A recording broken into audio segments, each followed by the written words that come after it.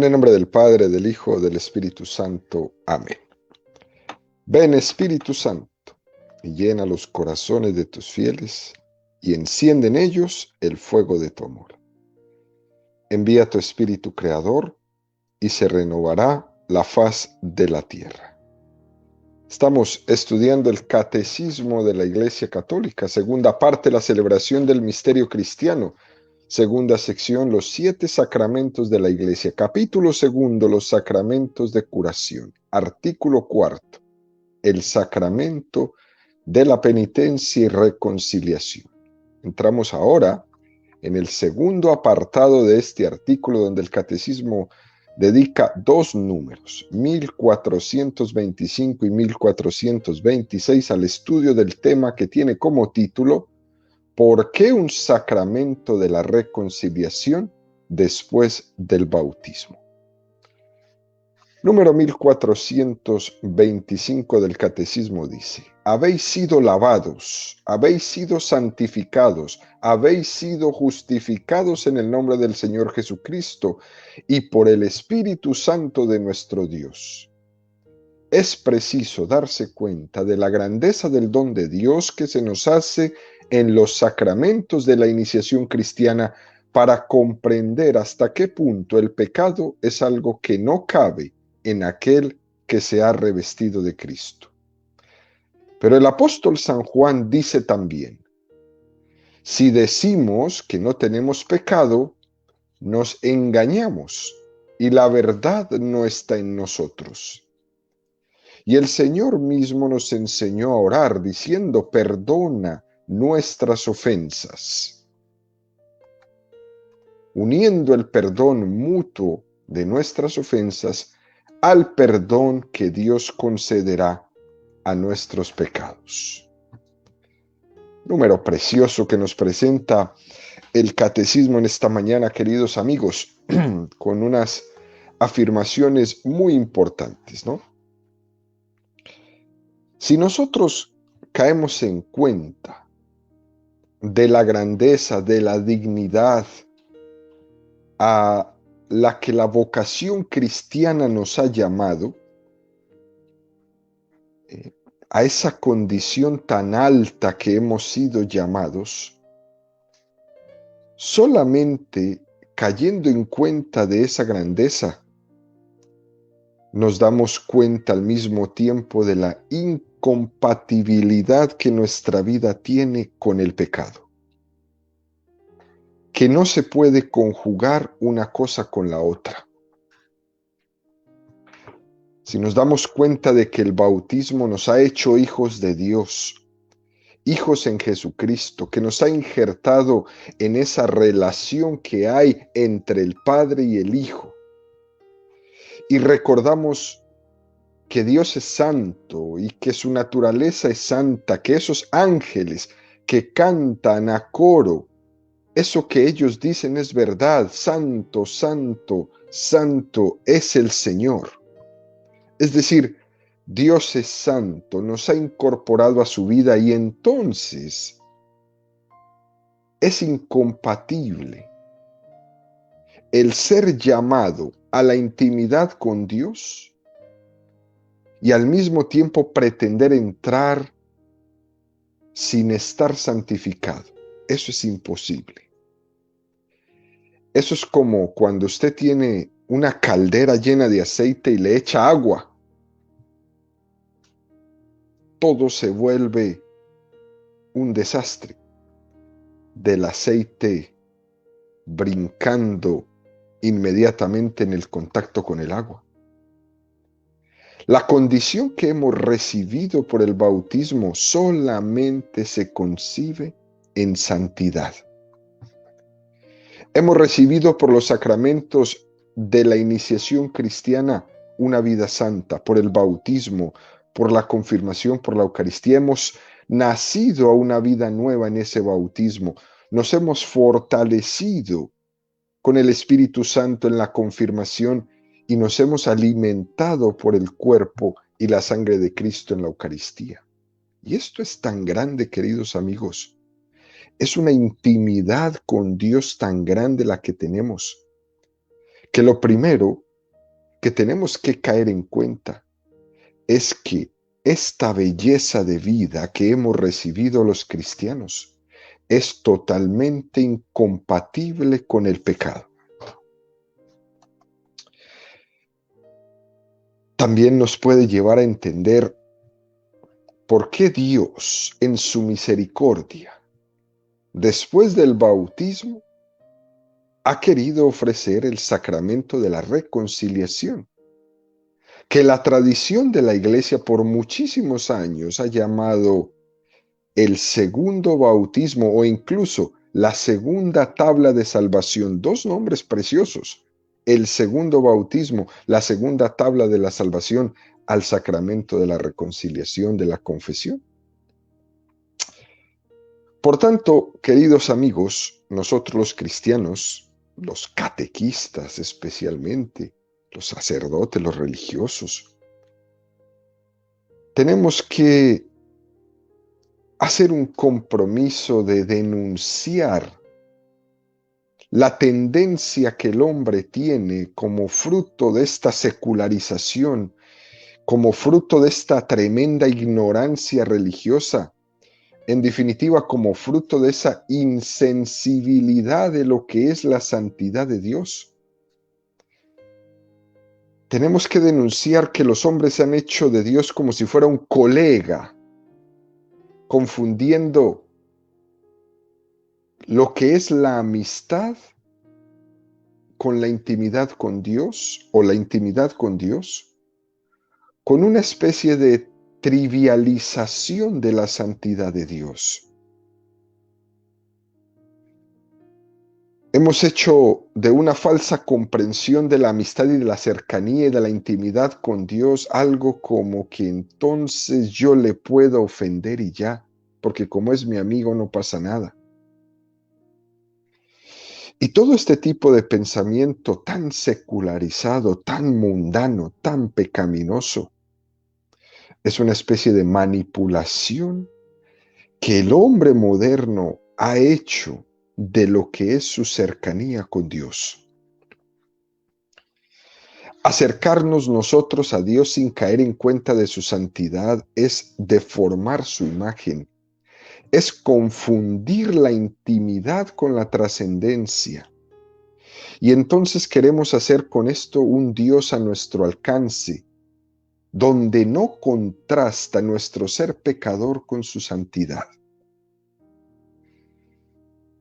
Hacer esto, tratar a Dios así, es desvirtuar su imagen para que nosotros no nos sintamos interpelados por ella.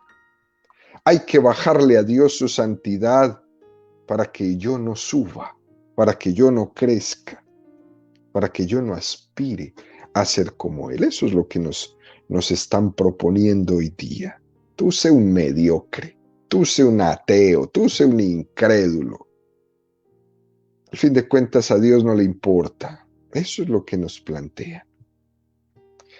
Por tanto, queridos amigos, primero, no trivializar la imagen y la santidad de Dios, pero al mismo tiempo no desdramatizar la realidad del pecado.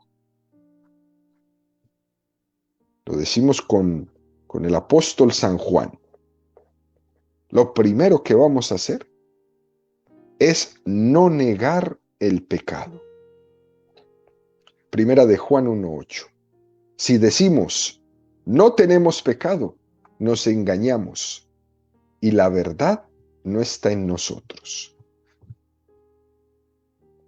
Denunciar el pecado, no negar el pecado. Quien niega el pecado lo que está haciendo es que la redención de Jesucristo, lo que Jesús vivió en el drama de su vida por la redención del hombre, sea innecesaria para él. Eso es lo que está diciendo al negar el pecado. Ese drama de la redención es inútil para uno mismo, para quien niega el pecado en su vida. Uno muchas veces cae en cuenta de lo que es el pecado, de su gravedad, y cae en cuenta al observar el drama de la redención de Jesucristo. Y dice uno, qué caro ha costado nuestro rescate. ¿A qué precio tan grande hemos sido salvados? Nada menos y nada más que al precio de la sangre de Cristo. Qué grave ha de ser mi pecado para que haya tenido necesidad Dios de entregar la sangre de Jesucristo para mi salvación. Qué grande ha costado mi rescate.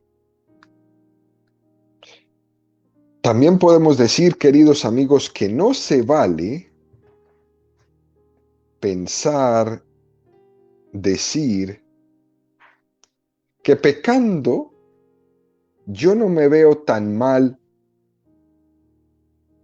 pues yo no me veo tan mal o tan pecador porque hay otros que son peores que yo.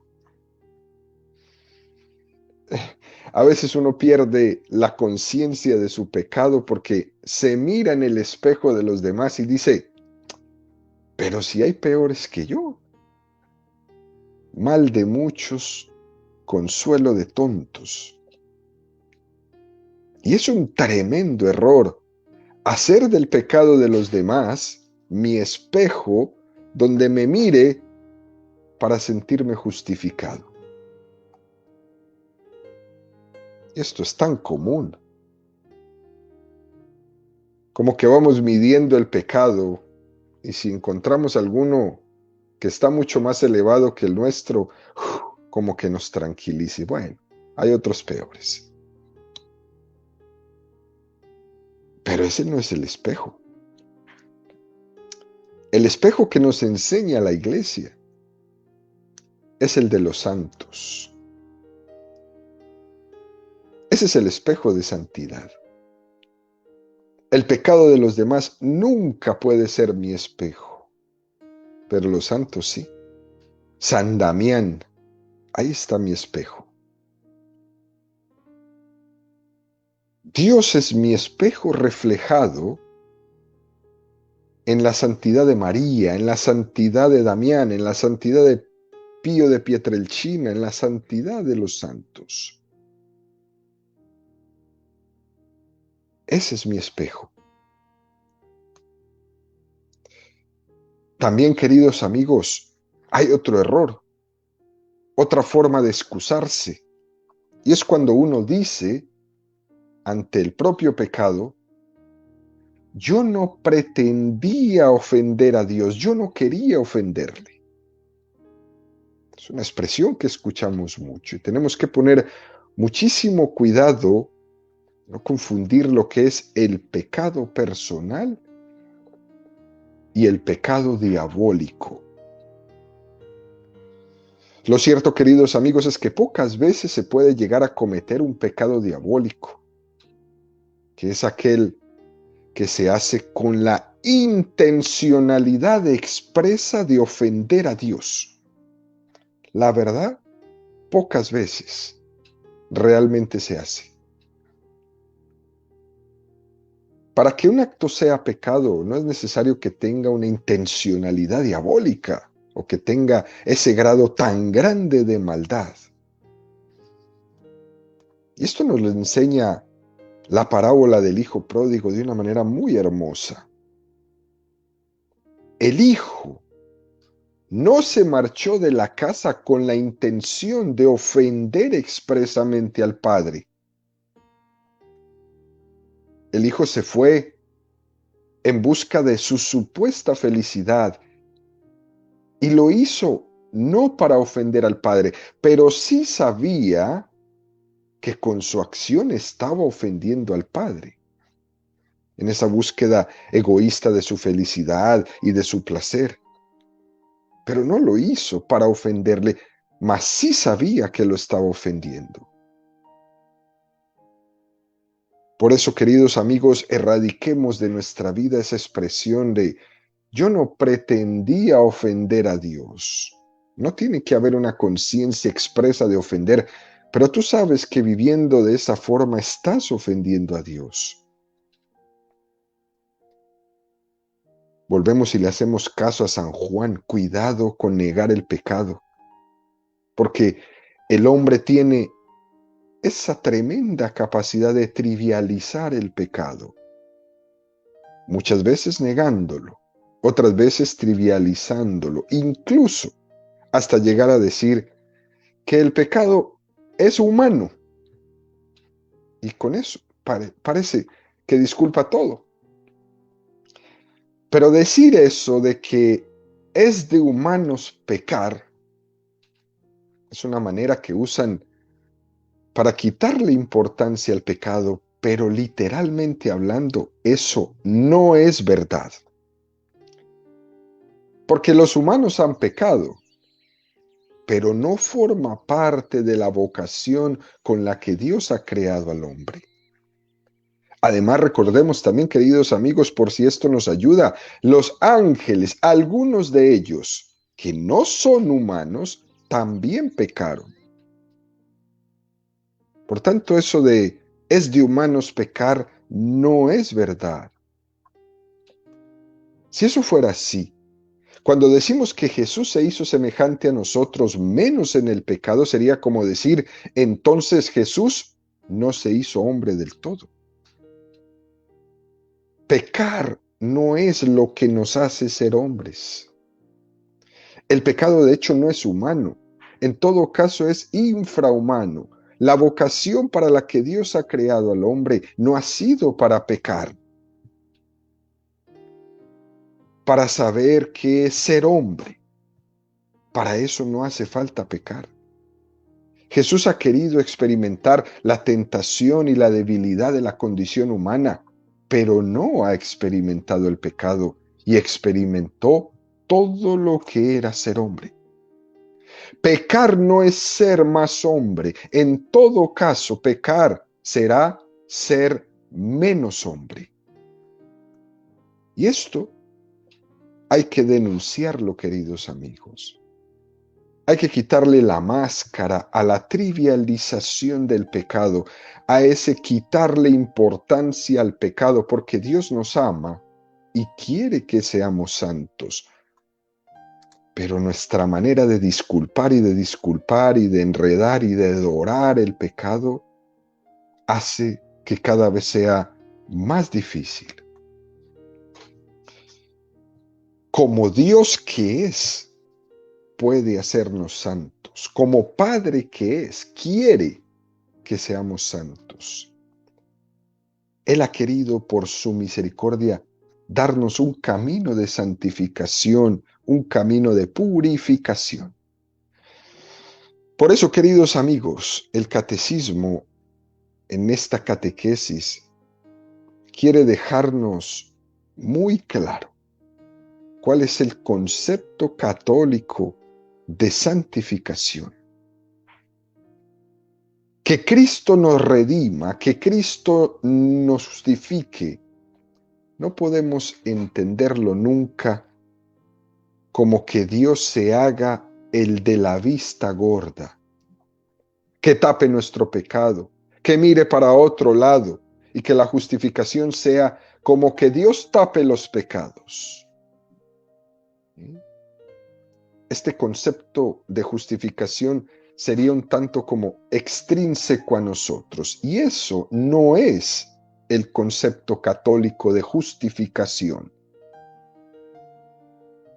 Martín Lutero, en su propuesta protestante, llegó a formular y decía que la justificación es representable en un ejemplo muy gráfico, que en algunas catequesis lo hemos comentado. Lutero decía que somos un montón de estiércol que está en medio del campo y la misericordia de Dios es como la nieve que cae y tapa el montón de estiércol que está abajo. Y queda todo blanco, hermosísimo, pero debajo está el estiércol. Y esta propuesta de Lutero en torno a la justificación es algo que es muy tentador. Es una manera que al mundo moderno le encanta y por eso tiene tanto pegue. Porque Dios lo entendemos como aquel que tapa nuestro pecado. Pero eso no es verdad. El Concilio de Trento, frente a esta propuesta, este concepto de Lutero sobre la justificación, le contestó diciendo: ser justificado no es que Dios tape nuestros pecados porque es misericordioso, sino que Dios cambia tu estiércol y te hace un hombre nuevo. Eso es el concepto católico de justificación. Ya no es que únicamente se trate de una justificación extrínseca, sino que es una justificación intrínseca. Dios me hace nuevo. Dios no solo me justifica, sino que me justifica santificándome, me hace santo. Dios no solo tapa, Dios me cambia por dentro. Por esto, queridos amigos, este concepto de Lutero, este argumento de Lutero sobre la justificación llama tantísimo la atención. Porque es que a veces nos vemos vencidos por nuestra debilidad, vencidos por nuestro pecado, nos vemos débiles, nos vemos humillados, que caemos una y otra vez en el mismo pecado, y por eso es tan tentador un argumento fácil como este. Que la salvación consiste en que Dios por su misericordia extienda su capa y me tape, que me justifique por su misericordia tapando aquello que yo no puedo vencer. Pero eso es un error. Eso es no tener confianza y no tenerle confianza al poder santificador de Dios. Eso es no terminar de creer que Dios me ama y que porque me ama lo puede, lo quiere y lo está haciendo. Me está cambiando, me está transformando, me está haciendo un hombre nuevo. Dios puede, Dios quiere y Dios lo va a hacer.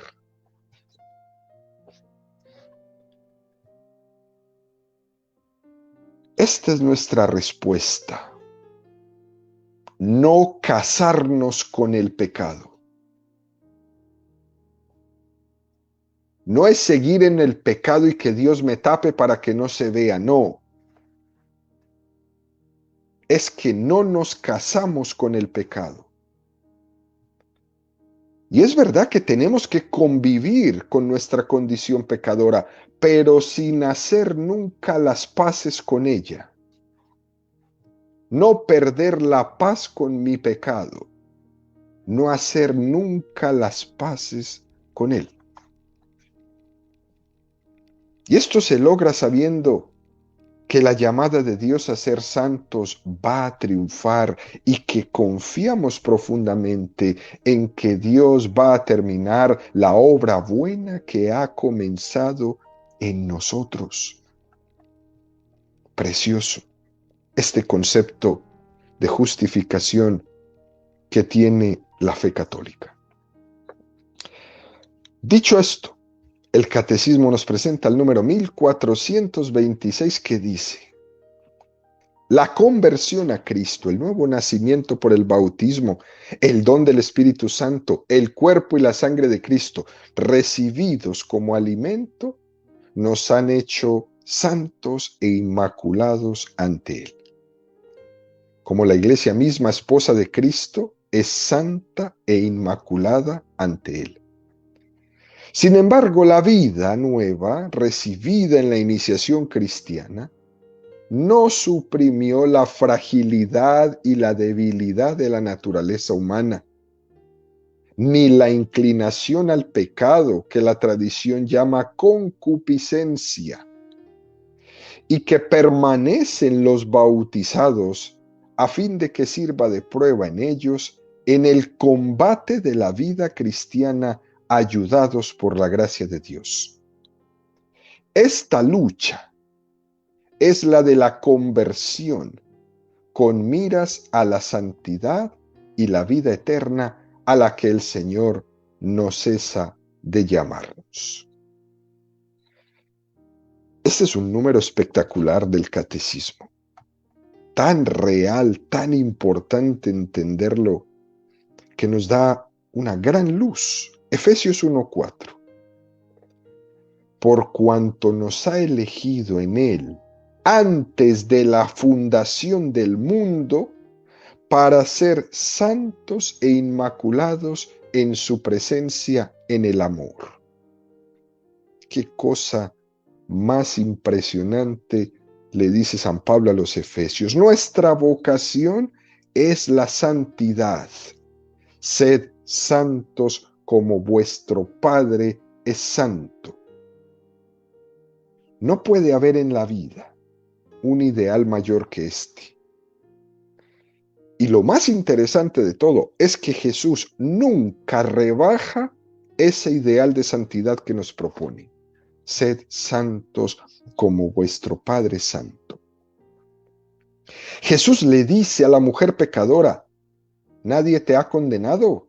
Ella le responde, nadie, Señor, vete y no peques más. Jesús compagina la misericordia con el pecador, pero no cede un milímetro al pecado. Con no ceder ni un milímetro en ese objetivo nuestro para la vocación de la santidad. Y nosotros muchas veces confundimos una cosa con la otra. Podemos confundir la misericordia con el pecado, con una especie de trivialización del pecado, o por el contrario, confundiendo el ideal de santidad con el desprecio de los pecadores. Y la grandeza de Jesús es que nos enseña a mantener ambas cosas, misericordia y santidad. El amor al pecador con el rechazo absoluto al pecado. Y esto, queridos amigos, únicamente se entiende en Jesucristo. No lo vas a encontrar en ningún otro lugar. Y eso no quiere decir que se suprima la fragilidad y la debilidad de la naturaleza humana, que en sí misma no es esa fragilidad un pecado. Nuestra carne es débil. Siempre estamos inclinados a la comodidad, al placer, a la vanidad, al prestigio. Pero esa tendencia no es en sí misma un pecado. Somos portadores de una llamada a ser santos y eso la tenemos que compatibilizar con la fragilidad nuestra. Y ese tesoro, en esa lucha entre lo que estoy llamado a ser y todas las debilidades que mi naturaleza humana tienen, esas dos cosas juntas, en lucha todo el tiempo, una con la otra, yo las llevo en una vasija de barro.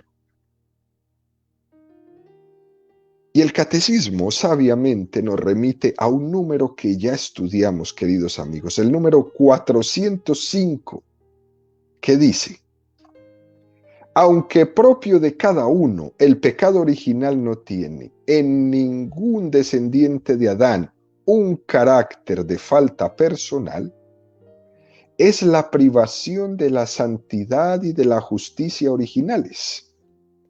Pero la naturaleza humana no está totalmente corrompida, está herida en sus propias fuerzas naturales, sometida a la ignorancia, al sufrimiento y al imperio de la muerte e inclinada al pecado. El bautismo, dando la vida de la gracia de Cristo, borra el pecado original y devuelve el hombre a Dios.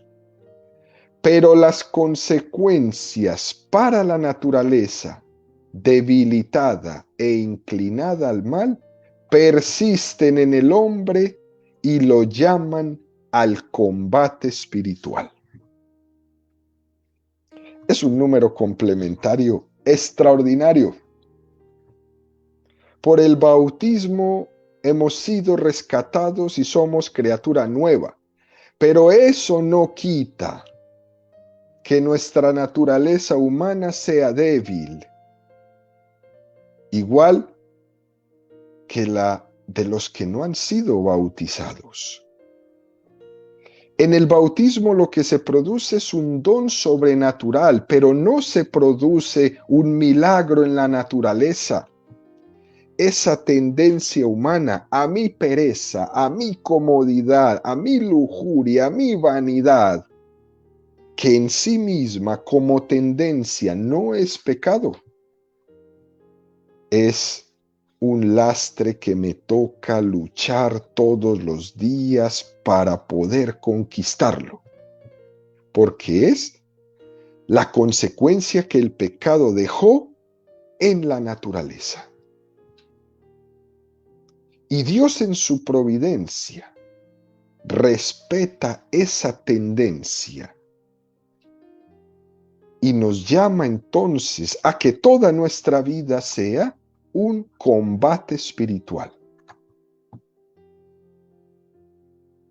Y entonces el catecismo nos remite a otro número, el 1264, que dice: no obstante, en el bautismo, en el bautizado, permanecen ciertas consecuencias temporales del pecado, como los sufrimientos, la enfermedad, la suerte o las fragilidades inherentes a la vida, como las debilidades de carácter, así como una inclinación al pecado que la tradición llama concupiscencia.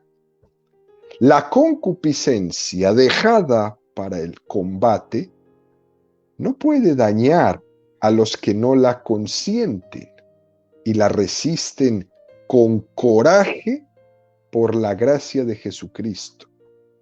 Antes bien, el que legítimamente luchare será coronado. Texto hermosísimo que nos da mucha luz de esa tendencia al mal, esa concupiscencia. Dios quiere servirse de ella para hacer de esta vida como una especie de gimnasio espiritual, donde cada uno de nosotros se va fortaleciendo en la lucha diaria contra el mal.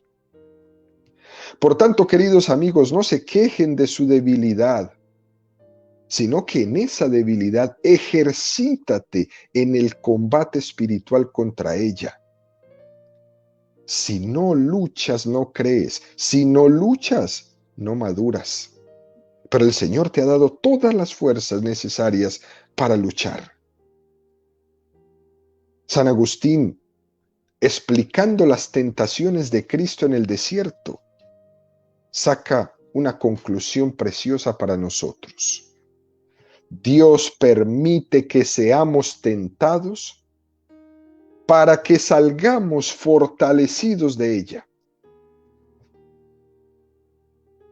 Y la virtud en nuestra vida no se desarrolla si no se rema en contra de la corriente. Y esa es la invitación que nos hace el catecismo en este número.